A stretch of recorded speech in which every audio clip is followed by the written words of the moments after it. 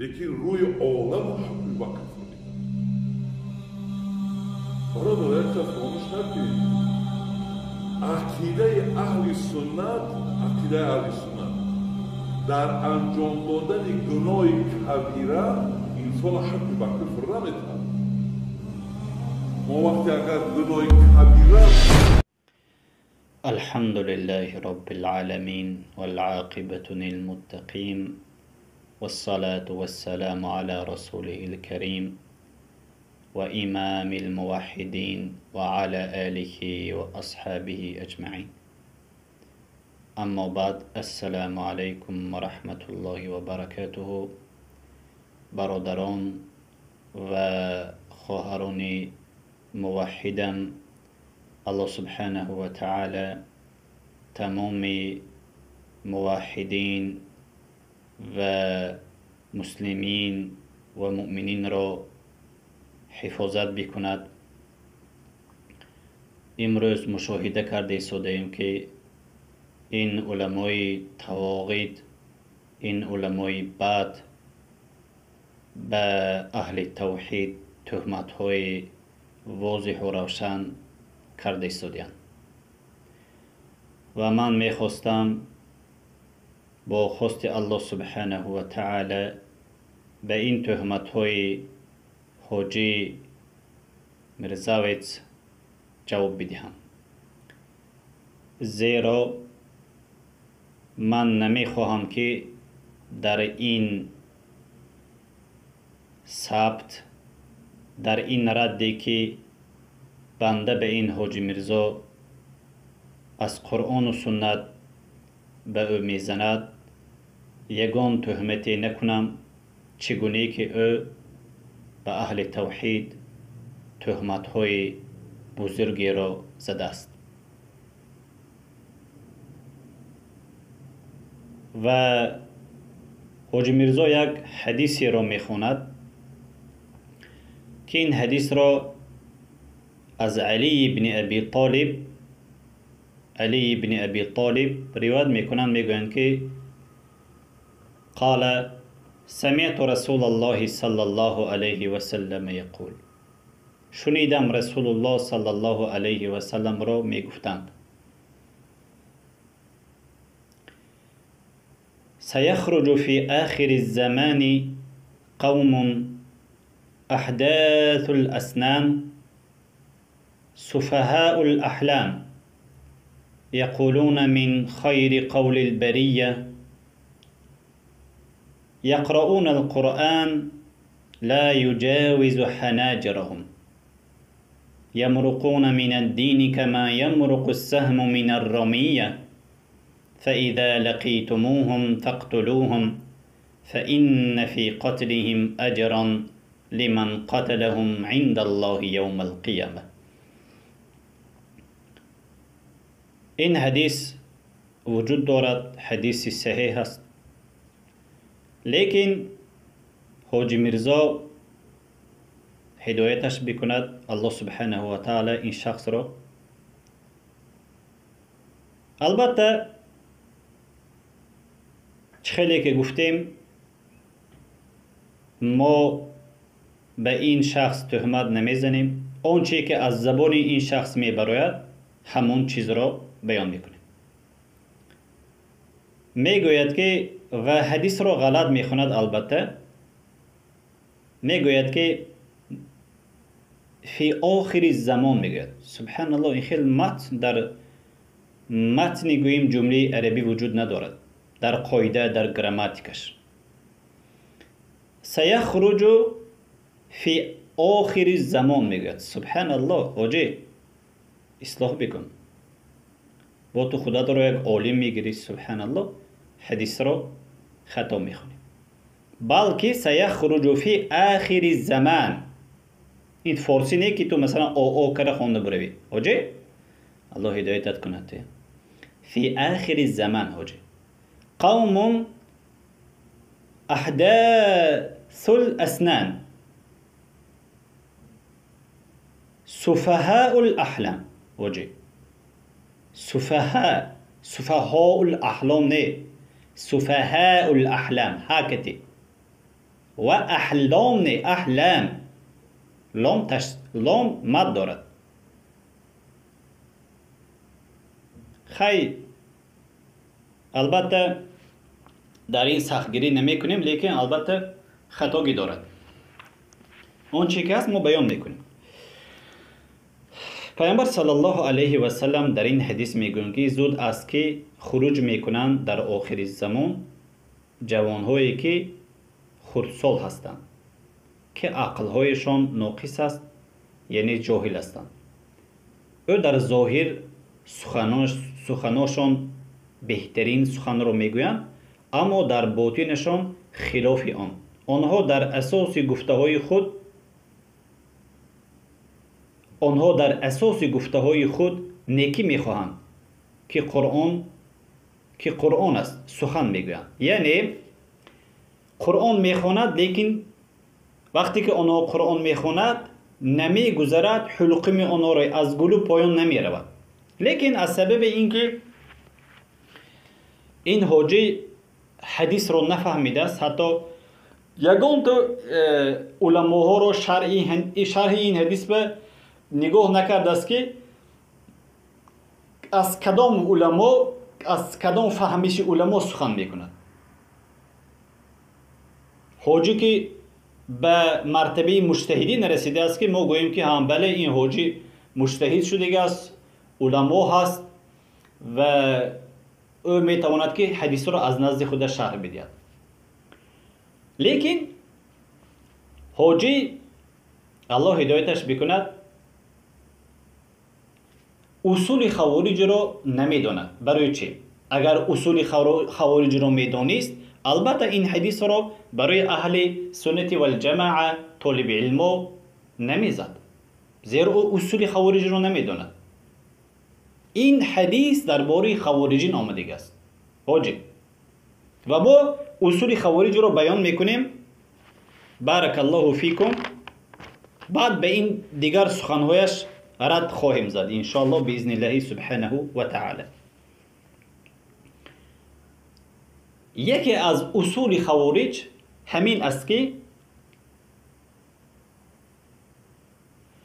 اصل فی الناس کفر، اصل در مردم کافر هستند. یعنی کسانی که در روی زمین وجود دارد اینها خوارجان اعتقاد دارند که عقیده دارند که اینها همه اینها کافر هستند. میگه حاجی آیا تو از زبان بنده یا که از زبان طالب علمای اهل سنت شنیدی که ما گفته باشیم که واضح و روشن تمام مردم تاجیکستان، تمام مردم قرقیزستان، تمام مردم گوییم مسلمان نشین، منطقه مسلمان نشین گفته باشیم که اینها کافر هستند؟ آیا شنیدی هستی؟ البته نه. ما این سخن را نگفتیم و به سوی الله پناه میبریم از این سخن ها و این عقیده خوارجین است. بارک الله فیکم. اصل در مردم کفر است. میگه حدیثی که پیامبر صلی الله علیه و سلم میگه که هر انسانی که به دنیا می آید فطرتاً مسلمان است، مسلمان به دنیا می آید. ما اهل سنت و الجماعه میگوییم که اصل انسان ها که به دنیا می آیند از پدر و مادرهایشان اینها مسلمان به دنیا می آیند و این یک تهمتی بزرگ است حاجی. اگر توبه نکنی حاجی، من روز قیامت از الله سبحانه و تعالی میخواهم که اجر تو را اگر اجر داشته باشی، اگر اجر نداشته باشی گناه هم به سوی تو میرود. لیکن اگر توبه کنی خیر اینش ان شاء الله اهل سنت و الجماعه میبخشد. تهمت بسیار نکن.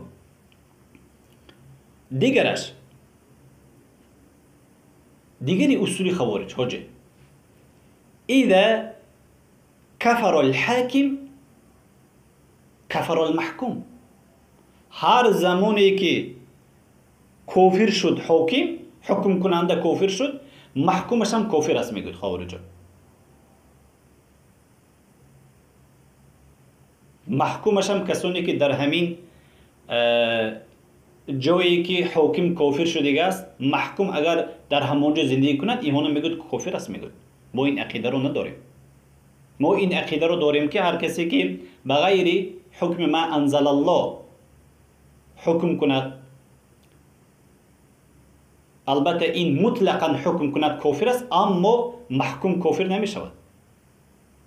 محکوم کافر نمی شود. حاجی انسان ها کافر نمی شود. الله هدایتت کند. توی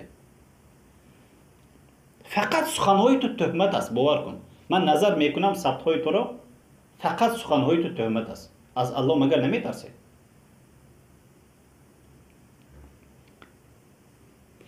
و اصولی دیگر اصول خوارج اینها تکفیر تسلسل دارند.